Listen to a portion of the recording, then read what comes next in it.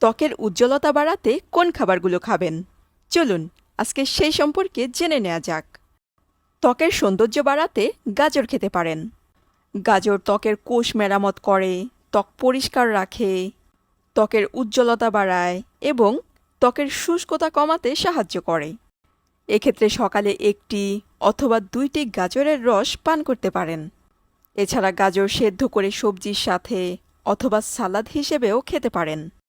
ত্বকের উজ্জ্বলতা বাড়াতে টমেটো খেতে পারেন।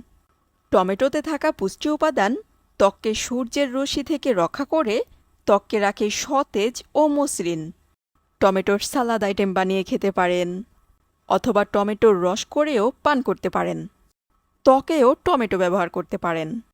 এক্ষেত্রে টমেটোর রস, চালের গুঁড়া একসাথে মিশিয়ে নিয়ে ত্বকে ব্যবহার করতে পারেন।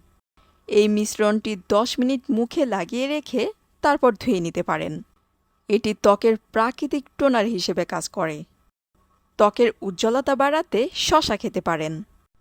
শসায় প্রচুর পরিমাণে পানির উপস্থিতি থাকার কারণে ত্বক ঠান্ডা রাখে, ত্বকের ফোলাভাব কমায়, ত্বক নরম উজ্জ্বল করে তোলে। তাই নিয়মিত শসা খেতে পারেন। এর পাশাপাশি ত্বকেও ব্যবহার করতে পারেন। ত্বকের সৌন্দর্য বাড়াতে পালং শাক খেতে পারেন। পালং শাক খেলে ত্বক সতেজ এবং উজ্জ্বল হয়। এটা বিভিন্ন ধরনের সালাদ আইটেমে, স্যুপ কিংবা স্মুদিতে মিশিয়েও খেতে পারেন। এছাড়া রান্না করেও খেয়ে নিতে পারেন। ত্বকের উজ্জ্বলতায় পেঁপে খেতে পারেন। পেঁপে ত্বকের মৃত কোষ এবং কালো দাগ দূর করতে সাহায্য করে। এছাড়া মিষ্টি আলু খেলে ত্বকের ব্রণ এবং লালচে ভাব দূর হয়। ত্বকের উজ্জ্বলতা বাড়াতে গ্রিন টি পান করতে পারেন। নিয়মিত গ্রিন টি পান করলে ত্বক পরিষ্কার হওয়ার পাশাপাশি সতেজ ও উজ্জ্বল হয়। এছাড়া গ্রিন টি ব্যবহারের পর এটি ঠান্ডা করে চোখের নিচের অংশে লাগাতে পারেন। এটা ত্বকের ফোলা ভাব এবং কালো দাগ কমাতে সাহায্য করে। এছাড়া হলুদের ব্যবহারও ত্বকের উজ্জ্বলতা বাড়ায়।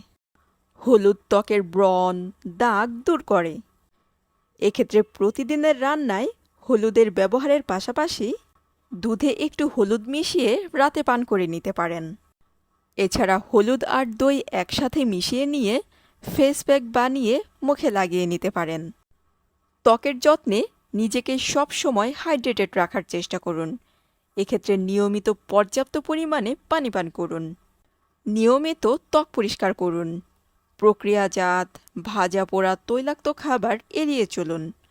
অতিরিক্ত লবণ, প্যাকেটজাত কিংবা কৃত্রিম চিনি পরিহার করুন। ক্যাফেইন জাতীয় পানীয় সীমিত পরিমাণে গ্রহণ করুন। আমার আজকের ভিডিও এই পর্যন্তই। স্বাস্থ্য সম্পর্কিত বিভিন্ন ধরনের ভিডিও পেতে তানিজাস ডায়েরির সাথেই থাকুন।